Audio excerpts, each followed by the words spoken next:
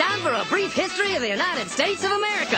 Hi, boys and girls, ready to get started? Once upon a time, there were these people in Europe called pilgrims, and they were afraid of being persecuted.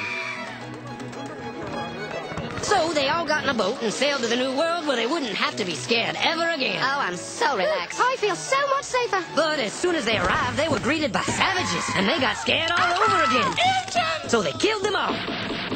Now, you'd think wiping out a race of people would calm them down, but no. Instead, they started getting frightened of each other. Witch! So they burned witches.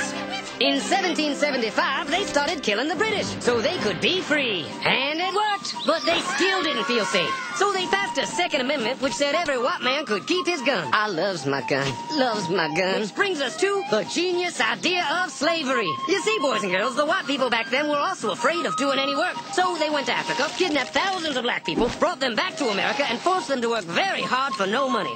And I don't mean no money like I work at Walmart and make no money. I mean $0. Nothing. Not a zip. Doing it that way made the USA the richest country in the world.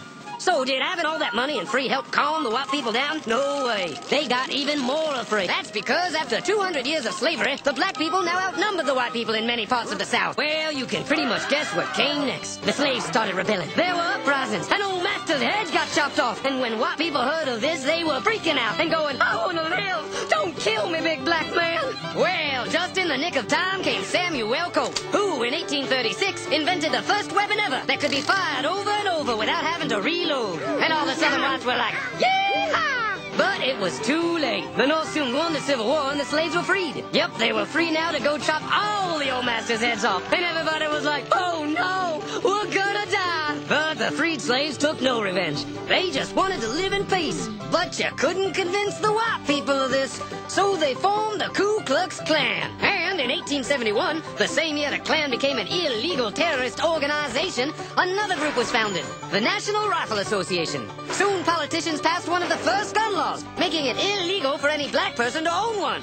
It was a great year for America, the KKK and the NRA. Of course, they had nothing to do with each other, and this was just a coincidence. One group legally promoted responsible gun ownership, and the other group shot and lynched black people. And that's the way it was all the way to 1955, when a black woman broke the law by refusing to move to the back of the bus. White people just couldn't believe it. Huh? Well, I won't say no. What's going on? Man, all hell broke loose. Black people everywhere started demanding their rights, and white people had a major freaky fear meltdown, and they were all like, run away! Run away! And they did. They all ran fleeing to the suburbs where it was all white and safe and clean. And they went out and bought 250 million guns and put locks on the doors, alarms in the houses, and gates around the neighborhoods. And finally, they were all safe and secure and snug as a bug.